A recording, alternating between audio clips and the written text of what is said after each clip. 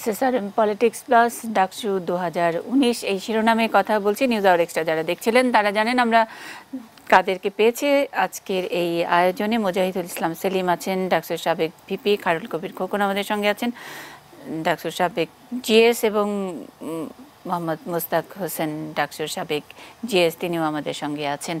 আমরা news hour এক্সট্রায় যে আলোচনাটি করছিলাম যে এইবারের নির্বাচনটি ডাকসুর একেবারে দীর্ঘদিনের না হওয়া নির্বাচন, সেটা নিয়ে যে এক ধরনের আক্ষেপ ছিল, সেই সব আক্ষেপ ভেঙে যখন নাকি 29 বছর পরে যে নির্বাচনটি হলো, সেটি না হলেই বোধহয় ভালো ছিল। মনে কোঠায় ডাকসুর একটা উজ্জ্বল রূপ ছিল। আমি খায়রুল কবির খোকন আপনার কাছ থেকে একটু শুরু করতে চাই। না হলেই কি ভালো ছিল?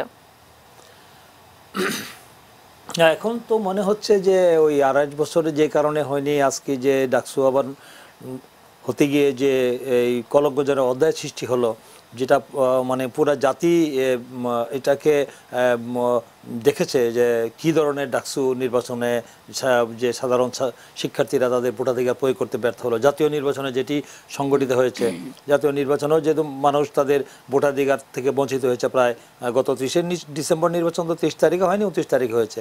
এটা শুধু আমরাই বলছি না, 14 জনের জোটে যারা ছিলেন, যে আমাদের হাসানুল ইনুবাই তার সম্মেলনে বলেছেন তাৎক্ষণিক একটা ব্যবস্থা নেওয়া হয়েছে, মানে সেইটাকে কি মানে সেটা নিয়েও কি আপনাদের কোনো আপত্তি আছে? মানে সেইখানেও ঠিকভাবে নেওয়া হয়নি এরকম কি কিছু বলছেন?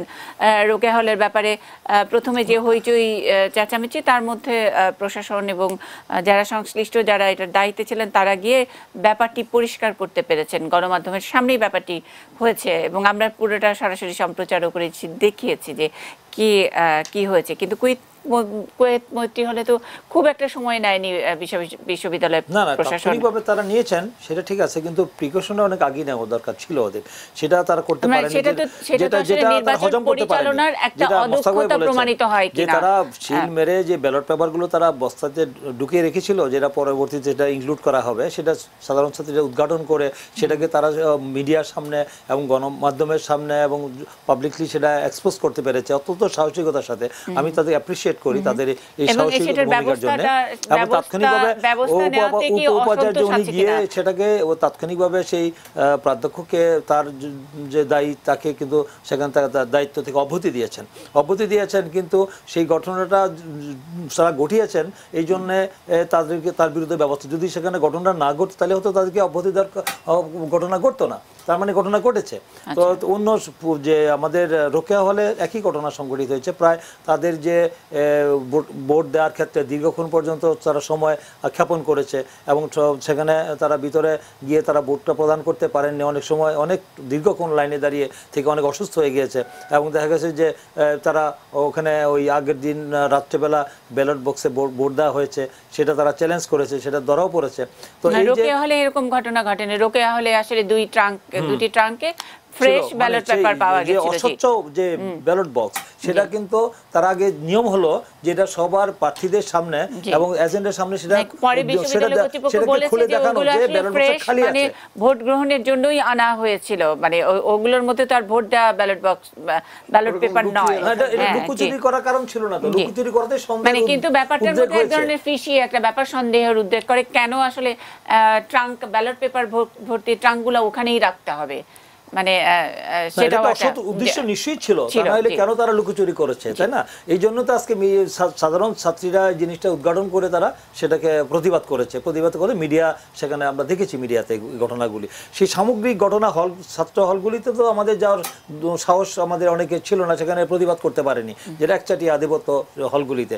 সেখানে কি ঘটনা ঘটেছে সে ভিতরে, সেটা যেহেতু এজেন্ট নিয়োগ দেওয়া হয়নি এবং স্বচ্ছ ব্যালট পেপার দেওয়া হয়নি, আগের দিন রাত্রে ব্যালট পেপার সরবরাহ করা হয়েছে, বা সকালবেলা ব্যালট বক্স দেওয়ার কথা ছিল, ব্যালট পেপার দেওয়ার কথা ছিল, সেটা রাত্রেবেলা দেওয়া হয়েছে। এবং রাত্রেবেলা কি সেখানে ভোট দেওয়া হয়েছে সেই ব্যাপারে আমাদের ছাত্র সমাজ মনে করেছে যে রাত্রিপথ ভোট দেওয়া হয়েছে, এবং সেই ধরনের আশঙ্কা তারা করেছে। সেটা প্রমাণ হয়েছে, যেহেতু কুয়েতমতি হলে সেটা প্রমাণ হয়েছে, অন্য পুরুষ হলেও সেটা, ছেলেদের হলেও সেটা হয়ে থাকতে পারে। এবং সেখানে দেখা গেছে যে অতীতে যে দাবিগুলো করে এসেছিল ছাত্র সংগঠনগুলো, সেই দাবিগুলো কিন্তু বিশ্ববিদ্যালয় কর্তৃপক্ষ আমলে নেননি। না নেওয়ার কারণে সেই সংশয়টা থেকেই যাচ্ছে, যেহেতু তারা সেখানে তার যে এজেন্ট নিয়োগ করার কথা একজন প্রার্থীর পক্ষে, সেই এজেন্ট ছিল না, স্বচ্ছ ব্যালট পেপার ছিল না, তারপরে সময় 2টো থেকে 4টা পর্যন্ত করার কথা ছিল, সেটাও করা হয়নি, তারপরে একাডেমিক ভবনে ভোট দেওয়া হয়নি। এই তাদের অনেক সমস্ত দাবি দেওয়াগুলি উপেক্ষিত হয়েছে, যার কারণে সেই নির্বাচনটি প্রশ্নবিদ্ধ হয়েছে। এবং সেই নির্বাচনে যারা আজকে বিজয়ী হয়েছে, এটা যেটা বলেন আমাদের শ্রদ্ধেয় সেলিম ভাই, যেটা কোনো নির্বাচনই না, প্রহসনের নির্বাচন, সেই জাতীয় নির্বাচন থেকে আরো একদম অবনতি হয়েছে এই নির্বাচনে। এই নির্বাচনে গোটা জাতি হতাশ, এবং এই নির্বাচনে আমরা যেমন জাতীয় নির্বাচন এটাকে বর্জন করে আবার নতুন করে পুনর্নির্বাচনের দাবি করেছি ইয়েতে, ওই একটা নির্দলীয় নিরপেক্ষ সরকারের অধীনে, ঠিক তেমনি ঢাকা বিশ্ববিদ্যালয়ের 12টি ছাত্র সংগঠন তারা কিন্তু দাবি করেছে যে এই ভাইস চ্যান্সেলরের পদত্যাগ, এবং তারা এই নির্বাচনের ফলাফল বাতিল করে আবার নতুন করে নির্বাচনের তারিখ ঘোষণা করে নির্বাচন করার জন্য, এবং স্বচ্ছভাবে তাদের যে দাবি যে নিরপেক্ষভাবে সব শিক্ষার্থীরা যেন গিয়ে নির্ভয়ে ভোট দিতে পারে, এটা এই দাবির প্রেক্ষিতে কিন্তু তারা আগামীকাল ক্লাস বর্জন করছে, তারা ছাত্র ধর্মঘট ডাক দিয়েছে, এবং তারা অনেক কর্মসূচি হাতে নিয়েছে, এবং ছাত্র সমাজে এটা তারা তাদের অধিকার আদায় করে নেবে। মুস্তাক হোসেন, আমরা অনেক দিন আকাঙ্ক্ষার পরে আজকের যেই দিনটি, অনেক সময় বলা হয়, মানে যদি আমরা বলি যে আসলে ডাকসু কি করে, ডাকসুর কাজ কি, ডাকসুর যদি মানে তাদের যে রূপরেখা, মানে ডাকসু কি করবে, নির্বাচিত হলে কি করবে, সেগুলো দেখলে ঠিক একটা একেবারে ছাত্রদের কিছু সুযোগ সুবিধা, সেগুলোর বাইরে তেমন কোনো মানে জাতীয় রাজনীতির প্রভাব ইত্যাদি এগুলোর তেমন কোনো কিছু ম্যাটার করে না। 5 জন সদস্য হয়তো সিনেটে তারা প্রতিনিধিত্ব করবেন ইত্যাদি, এরকমই কিছু। কিন্তু পারসেপশনটা হলো ঢাকা বিশ্ববিদ্যালয় সর্বোচ্চ বিদ্যাপীঠ, এবং সবগুলো বিশ্ববিদ্যালয় এরকম করে আমরা জানি, জাহাঙ্গীরনগর বা চট্টগ্রাম বা রাজশাহী সবগুলো বিশ্ববিদ্যালয়ে যে ছাত্র সংসদের নির্বাচন অনেকগুলো সব পেন্ডিং আছে, সেগুলো হওয়া উচিত ঢাকার বিশ্ববিদ্যালয়ের ধারাবাহিকতায়। এখানে নেতা তৈরির আমরা বলি যে লিডারশিপের একটা ট্রেনিং সেন্টার, সেই লিডারশিপের জায়গায় আসলে ভোটটা কেমন করে, মানে ভোট কেমন করে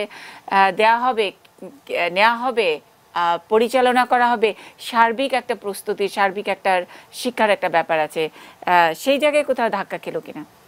হ্যাঁ, তা তো বটেই। আমি এর একটু বলছি, দেখুন একটু আলোচনা হচ্ছিল যে হলগুলোতে দীর্ঘদিন অন্য সংগঠন কাজ করতে পারেনি, সরকার সমর্থক ছাত্রলীগ তারাই একচেটিয়া ছিল, এবং সাংগঠনিক সবচাইতে শক্তিশালী অবস্থানে তারা ছিল, এবং তাদের বিজয় তো তারা নিশ্চিত। একটা নিশ্চিত বিজয়কে সামনে রেখে তারা কেন এই ভোটটাকে কলঙ্কিত করলো, কেন অবাধে ছাত্রদেরকে ভোট দেওয়ার ক্ষেত্রে তারা বাধা সৃষ্টি করলো? এটা তো একটা তাদের রাজনৈতিকভাবে একটা ভুল কাজ হয়েছে। যেমনটি আমরা আমাদের দল বলেছে, জাতীয় নির্বাচনে তেমনটি হয়েছে। যারা নির্বাচনে জয়লাভ করেছে যে আওয়ামী লীগ বা 14 দল, তারা কেন এই মানে বাড়াবাড়ি অতি উৎসাহ করেছে প্রশাসনের একটা অংশ। ডাকসুতে আমরা দেখলাম যে ঠিকই নিশ্চয়ই হলে যারা শক্তিশালী সংগঠন তারাই ভোট পায়। ধারাবাহিকতা বলছি না ভাই, একটা রিফ্লেকশন দেখা যাচ্ছে, প্রতিফলন দেখা যাচ্ছে। কারণ এটার বিরুদ্ধে কিন্তু আমরা সতর্কবাণী দিয়েছিলাম যে ঢাকা বিশ্ববিদ্যালয় যেন এর বাইরে থাকে, একটা আলোকবর্তিকা হয়ে থাকে সারা দেশের মানুষের জন্য। কাজে এই বিষয়টি খুবই ন্যাক্কারজনক হয়েছে। এখন কি করা যেতে পারে সামনের দিকে? এখন বিশ্ববিদ্যালয় কর্তৃপক্ষের সামনে অবশ্যই পথ খোলা আছে। কেন শক্তিশালী প্যানেল হয়নি বা সেটা আলোচনা বাদ দিলাম। ছাত্র সংগঠনগুলোর প্রতিটি অভিযোগ একেবারে স্বচ্ছতার সাথে তাদেরকে শুনতে হবে, শুনে তার প্রতিবিধান করতে হবে। এই প্রতিবিধানটা ঢাকা বিশ্ববিদ্যালয় কর্তৃপক্ষের মধ্যেই আছে। যদি দেখা যায় যে নির্বাচনটা মোটামুটি গ্রহণযোগ্য হয়েছে, সেখানে বিভিন্ন প্রার্থীরা মানে তারা অংশগ্রহণ করেছেন, জয়লাভ করেছেন, তাহলে সম্ভাবনা থাকতে পারে ছাত্র সংগঠনগুলো নির্বাচনের পরপরই বা দুপুর একটার সময় তারা হয়তো উত্তেজনার বসে বা তারা আবেগের বসে এই দাবি করতে পারে। যদি বিশ্ববিদ্যালয় কর্তৃপক্ষ বিশ্বাসযোগ্যভাবে প্রমাণ করতে পারেন এবং নির্বাচনের ফলাফলে যদি দেখা যায় যে না, যারাই ভোট দিতে এসছে তারা ভোট দিতে পেরেছে এবং সেই রেজাল্ট প্রতিফলন ঘটেছে, তাহলে নিশ্চয়ই এই রাগ উত্তেজনা সেটা কমে যেতে পারে। আর যে বিশ্ববিদ্যালয় কর্তৃপক্ষ রোকেয়া হল এবং কুয়েত মৈত্রী হলের কর্তৃপক্ষের মতো মানে গোপন রাখতে চান, একটা মানে আমি আসলে এই প্রমাণটা কিভাবে করবে, কি করলে আমরা বুঝবো প্রমাণিত হয়েছে যে যারা ভোট দিতে এসেছিল তারা তাদের ভোট দিতে পেরেছে, যাদেরকে ভোট দিতে এসেছিল তারাই ভোটটা পেয়েছে? এইটা আসলে মানে বিশ্ববিদ্যালয়ের যারা এই নির্বাচন পরিচালনার দায়িত্বে ছিলেন তারা আসলে কিভাবে প্রমাণ করবেন? কি সিমটম দেখলে আমরা বুঝতে পারবো? সেটা যারা অভিযোগ করেছে ছাত্র সংগঠন, একমাত্র মানে সরকারিপন্থী ছাত্রলীগ ছাড়া সব সংগঠন অভিযোগ করে তাদেরকে ডেকে প্রকাশ্যে শুনানি হবে। তারাই বলবে যে কিভাবে এটা হয়েছে। এটা বিশ্ববিদ্যালয় কর্তৃপক্ষকে তাদের তো দায়িত্ব ছিল, সেটা তো শিক্ষকরা সেটা বলবে। ছাত্র সংগঠনগুলো এবং যারা দায়িত্বপ্রাপ্ত ছিলেন তারা খোলাখুলি বলবে অভিযোগটা কীভাবে তারা প্রমাণ করবে। সেটা একটা, যেমন কুয়েত মৈত্রী হলে প্রমাণ হাতে নাতে তারা প্রমাণ করেছে, সঙ্গে সঙ্গে কর্তৃপক্ষ ব্যবস্থা নিয়েছে। এইভাবে অনেকগুলো অভিযোগ আমরা শুনেছি। আবার মানে বারবার করে বলা হচ্ছে ভোটার লাইনে জ্যামিং ইত্যাদি, এটাও একটা অভিনব পদ্ধতি এবং এই পদ্ধতি মানে চারিদিক থেকে যখন নাকি এই ধরনের কথা উঠছে নিশ্চয়ই হয়েছে। হ্যাঁ, তারা অভিযোগ করেছে, সেই অভিযোগের জ্যামিংটা না হলে কি আসলে সরকার সমর্থিত যে ছাত্র সংগঠন তাদের বিরোধিতা মানে তাদের অপোজিটে যারা নির্বাচনে প্রতিদ্বন্দ্বিতা করেছে তাদের মধ্য থেকে কি উঠে আসার সম্ভাবনা? আমার তো মনে হয় অধিকাংশ হলেই সরকারপন্থী ছাত্রলীগই জয়লাভ করার কথা। যেভাবে নির্বাচনে তারা প্রস্তুতি অন্যদের ছিল না, তাদের ছিল, সেখানে কেন এত ভয় ছিল? আমার তো ধারণা তারা অধিকাংশ জায়গায় জয়লাভ করতে পারতেন। কিন্তু এই কলঙ্ক নিয়ে যে জয়লাভ তারা করেছেন, এটা নিয়ে তারা কীভাবে চলবেন?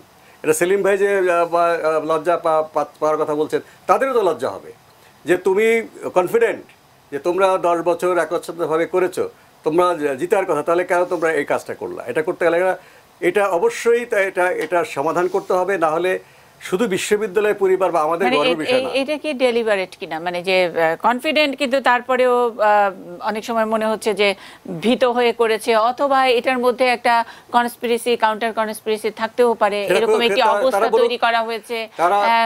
মানে এত কিছু করতে পারে, 10 বছর ধরে ধরেন বিশ্ববিদ্যালয় একেবারে দখল করে রেখেছে। আমি সকলের কথা, সকলের অভিযোগ আমি মানলাম, দখল করে রাখতে পেরেছে, কিন্তু ঠিক আবার ব্যালট এনে আপনি প্রকাশ্যে এনে চিৎকার চেঁচামেচি করার সুযোগ দিয়েছে। এই কাজটা কি ছাত্রলীগ বা সরকার সমর্থিত দল তাদের কাজটা খুব তাদের সাথে কি মেলে? তারা তো কাঁচা কাজ করে ফেলেছে না, নাকি এটা ডেলিভারেট অন্যরা কেউ করে এরকম একটা? সেটা তাদের প্রমাণ করতে হবে যে কুয়েত মৈত্রী হলে যে ভোটে ক্রস মারা কাগজ কেন পাওয়া গেল, কে করেছে, সেটা তারা তদন্ত করে বের করুক। এটা নিশ্চয়ই প্রতিদ্বন্দ্বী ছাত্র সংগঠন করেনি। এই দায়িত্বটাও কি ছাত্রলীগের উপরে বর্তায় কিনা, যে তারাই প্রমাণ করবে যে আসলে এই এরকম একটি ঘটনা কিভাবে ঘটে গেল? যখন শুনানি হবে বা বিশ্ববিদ্যালয় কর্তৃপক্ষ যখন তাদেরকে ডাকবে, যার যে দায়িত্ব, যার যে ভূমিকা, সেটা বলবে। আমি কাউকে চাপাচ্ছি না, এটা কে প্রমাণ করবে না, কারণ সেখানে ছাত্র সংগঠনগুলো দায়ী করেছে কর্তৃপক্ষকে। কর্তৃপক্ষের কাছে ব্যালট বাক্সগুলো সুরক্ষিত থাকার কথা, ব্যালট পেপারগুলো, সেখানে কিভাবে সেগুলো সেখানে ব্যালট বাইরে পাওয়া গেল ভোটের আগেই, এবং সেই অবিশ্বাসগুলো দূর করবার দায়িত্ব ছিল কর্তৃপক্ষের। স্বচ্ছতার ভিত্তিতে যদি এরা কাজ করে, প্রশ্ন করতে হয় যে বিশ্ববিদ্যালয় কর্তৃপক্ষ তারা আদৌ একটি ডাকসু নির্বাচন ঠিকভাবে মানে একেবারে পরিচালনা করবার যোগ্যতা রাখে কি রাখে না? না, যোগ্যতা রাখে তাই বলবো না, কারণ ঢাকা বিশ্ববিদ্যালয় শিক্ষক সমিতির নির্বাচন প্রতি বছরই হচ্ছে, সেখানে বিভিন্ন গ্রুপের শিক্ষকরা অংশগ্রহণ করছেন, সেটা নিয়ে তো কোনো প্রশ্ন হয়নি এই যাবৎ। সিনেট নির্বাচন, সিন্ডিকেট নির্বাচন, রেজিস্টার্ড গ্রাজুয়েট নির্বাচন, কর্মচারী সমিতির নির্বাচন, অফিস সমিতির নির্বাচন, শিক্ষকরাই জড়িত, তারা একেবারেই জানেন না, এবং সেই কারণে এগুলো হয়েছে, এটা বলার কোনো কারণ নেই। হ্যাঁ, এতগুলো ছাত্র সংগঠন কিভাবে করা হবে, তারা ছাত্রদের নির্বাচন অনেক ফারাক, এবং এখান থেকে সিনসিয়ারিটি অফ পারপাস, তাদের যদি আন্তরিকতা প্রশ্নাতীত থাকে, তাহলে কিন্তু সমাধান অনেকগুলো হয়ে যায়, এবং পরস্পর ভুল বুঝাবুঝি হলে খুব দ্রুত নিরসন করা যায়। কিন্তু যেখানে নিয়মের ব্যত্যয় ঘটানো হয়, যেখানে দায়িত্ব পালন ঠিকভাবে করা হয় না, যেখানে ভোটের পবিত্রতা রক্ষা করার জন্য নৈতিকভাবে একজন শিক্ষক, আমি জীবন দিতে বলছি না, তিনি সামনে এসে দাঁড়াবেন যে আমার সামনে তোমরা এই কাজটা করতে পারবে না, কেন তোমরা ভোট দিতে দিচ্ছ না, তিনি কি ওই ভোট কেন্দ্র থেকে বেরিয়ে এসে হলের প্রভোস্ট এই লাইনগুলো পরিদর্শন করতে পারতেন না? এই তোমার নাম কি, তুমি ভোট দিয়েছো, তুমি এখানে কি করছো? এগুলো কিন্তু কোনো জায়গায় এই কাজটি করা হয়নি। শুধুমাত্র মেয়েদের হলে মেয়েরা নিজেরা প্রতিবাদ করেছে, সেখানে কিছুটা সমাধান হয়েছে, কিন্তু ছেলেদের হলে যেহেতু একচেটিয়া ছাত্রলীগের নিয়ন্ত্রণ, হতে পারে অন্য সংগঠন তারা দুর্বল, তারা প্রতিবাদ করার পরে প্রতিবিধান না পেয়ে চলে গেছে। সংগঠন তো তাদের পূর্ণ প্যানেল দিতেই পারে নাই, কোথাও একজন দুজন ক্যান্ডিডেট দিয়ে তারা তাদের উপস্থিতি জানিয়েছে। মেয়েদের হলে মতো হয়তো সোচ্চার হতে পারেনি, এফেক্ট, তবে কর্তৃপক্ষের দায়িত্ব নেই, কর্তৃপক্ষ তো বলেছে যে হলে আমরা ভোট কেন্দ্র রাখছি, আমরা তোমাদের সমস্ত সমস্যার সমাধান করবো, যে সবাই ভোট দিতে পারে সেই পরিবেশটা আমরা নিশ্চিত করব। সেই কথা বারবার হলের কর্তৃপক্ষ বলেছে, বিশ্ববিদ্যালয় কর্তৃপক্ষ বলেছে, সেখানে অভিযোগও দেওয়া হয়েছে। আমি বলবো না, যেমন আমার সংগঠনের যে কর্মী তারা বলেছে, তারা অভিযোগ দিয়েছে, অভিযোগ দেওয়ার পরেও তারা দেখি কি করা যায় বলেছে, কিন্তু তারা কখনো বাইরে এসে জিজ্ঞাসাবাদ করেনি। যারা হলে প্রথম 50 বা 20 জন বা 30 জন দখল করে রেখেছে যে তোমরা এখানে কি করছো, তোমরা এদেরকে ভোট দিতে দাও, বা দুটোর মধ্যে তাদেরকে ভিতরে ঢুকতে দাও। তারা দুটোর মধ্যে ভিতরে ঢুকতে পারলেও তো ভোট দেওয়ার কথা, সে ভিতরে ঢোকার পরিস্থিতিও তারা মানে বাধা দিয়ে রেখেছে, তারা ঢুকতে না পারে। তার মানে আবারও ঘুরে ফিরে কিন্তু যারা পরিচালনা করেছেন তাদের যোগ্যতা, দুর্বলতা, বা তারা ডেলিভারিটলি হয়তো এটা করেছেন, বা তাদের নিজেদের কিছু অন্তর কলহ থাকতে পারে কিনা সেটাও কিন্তু খতিয়ে দেখার একটা প্রশ্ন, সেটা উড়িয়ে দেওয়া যাচ্ছে না। সেই সব কথাও কিন্তু শোনা যাচ্ছে যে নীল দলের মধ্যে নিজেদের মধ্যে অনেক ধরনের রেষারেষি আছে, তারা একটি গ্রুপকে আরেকটি গ্রুপ প্রশ্নবিদ্ধ করতে চায়, তারাও অনেক সময় এগুলোর মধ্যে থাকতে পারেন। আমরা একটা বিরতি নিয়ে আসছি, বিরতির পরে বাকি আলোচনাটুকু শুনবো। পলিটিক্স প্লাসেই থাকুন।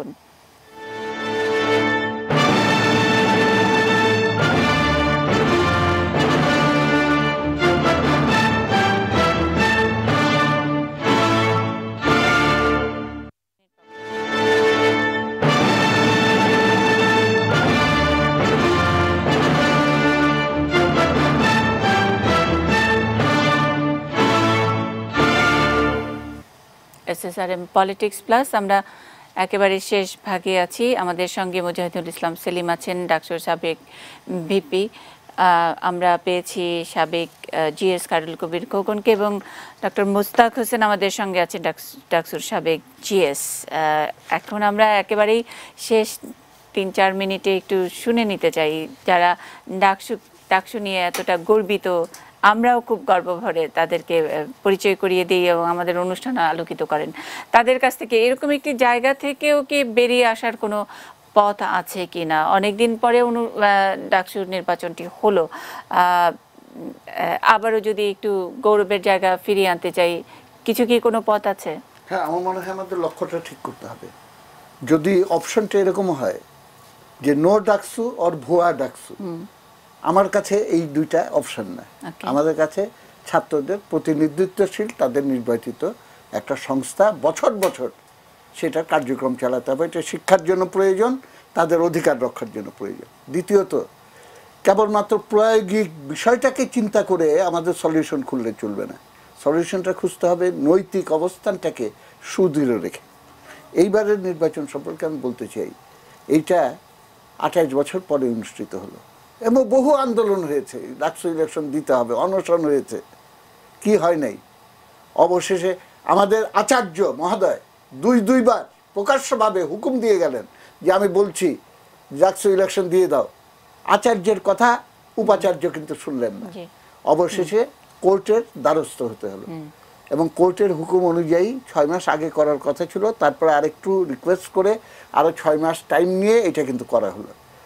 জুডিশিয়ারির নির্দেশ ছিল একটা ডাকসু ইলেকশন করার, 11 তারিখে সেই ডাকসু ইলেকশন হয় নাই।